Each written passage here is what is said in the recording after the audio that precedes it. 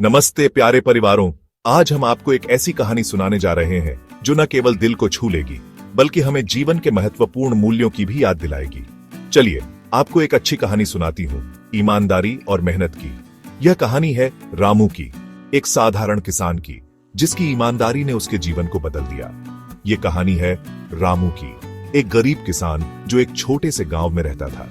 रामू का जीवन बहुत ही साधारण था, लेकिन उसकी ईमानदारी और मेहनत ने उसे गांव में एक विशेष स्थान दिलाया था।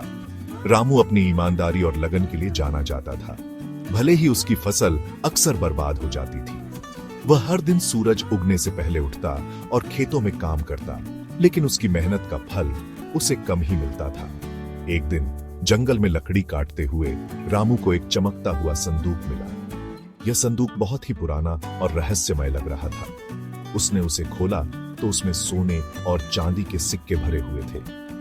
रामू ने कभी इतने सारे सिक्के एक साथ नहीं देखे थे। उसकी आंखें खुशी से चौड़ी हो गईं। वह सोचने लगा कि इस खजाने से वह अपने और अपने परिवार के जीवन को कितना बेहतर बना सकता है। लेकिन फिर उसने सोचा, क्या यह सही है कि मैं इस खजाने को रख लूं? क्या यह खजाना किसी और का हो सकता है? उसकी अंतरात्मा ने उसे सही निर्णय लेने के लिए प्रेरित किया। थोड़ा सोचने के बाद रामू ने संदूक को गांव के मुखिया के पास ले जाने का फैसला किया। वह जानता था कि मुखिया ही सही निर्णय ले सकते हैं। मुखिया ने संदूक की जांच की और रामू की ईमानदारी से बहुत प्रभावित हुआ।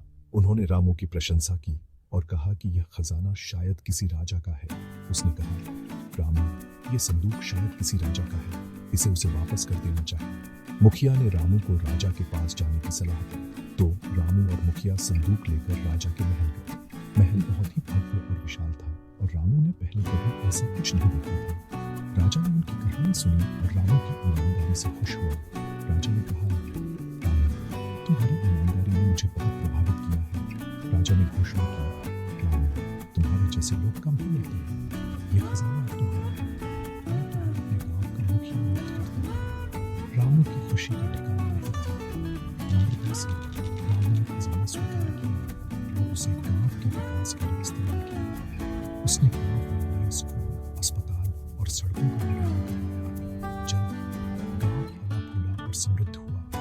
गांव के लोग रामू की प्रशंसा करने लगे और उसकी ईमानदारी की कहानियां दूर दूर तक फैल गई। रामू की ईमानदारी ने केवल उसकी किस्मत बदली बल्कि पूरे गांव की। गांव का खुशहाल और समृद्ध हो गया।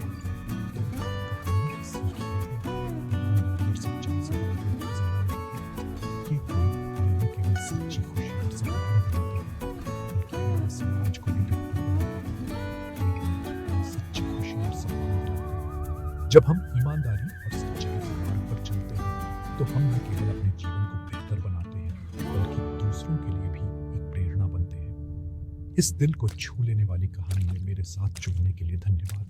हमें उम्मीद है कि रामू की कहानी ने आपको प्रेरित किया होगा। याद रखिए, ईमानदारी हमेशा सबसे अच्छी नीति होती है।